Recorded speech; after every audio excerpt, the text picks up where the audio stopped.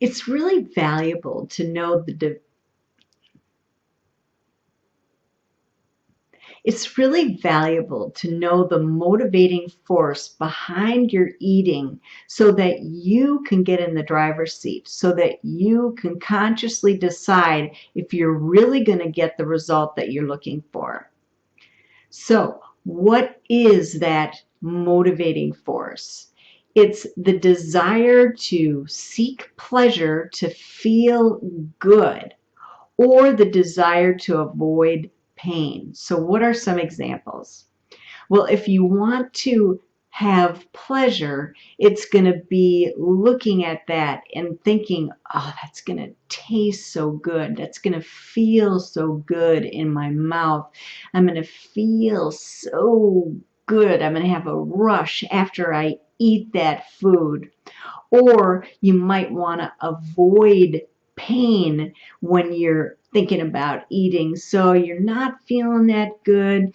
So you eat to try to take away like boredom or take away some negative emotions. The problem is if you only look at that specific moment and not the big picture, you're going to run into problems. For example, if you're looking at in the moment, this is going to taste really good, that's going to give me pleasure, you might fall for it. But when you look at the big picture and what you're really going to get, you're actually often not going to get the pleasure that you were looking for. In fact, you're going to get the pain, exactly what you don't want. You might eat something and then afterwards be filled with remorse that you ate it or guilt that you ate it. Or you might consume too many calories and gain weight, or it might affect your blood pressure and so on. There's many negative consequences that you might not be thinking of at that particular moment when what you're seeking is pleasure. Or when you're wanting to avoid pain, you might think, yeah, okay, I'm feeling really crummy, so I'm eating to make myself feel better. And you might get like a short-term payoff, but then again, what is the long-term payoff? Is it really going to make you feel better when you're stuck in this cycle of overeating? Any time that you overuse anything to get pleasure or to avoid pain, you're at higher risk of not getting what you wanted.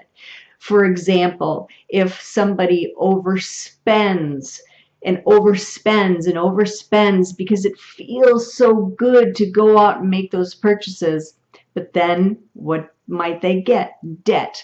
Or if somebody overuses alcohol and they in the moment want to have that pleasure, but you know what happens when somebody overdoes something like drinking. It can bring all kinds of problems with relationships and jobs and you name it, all kinds of problems.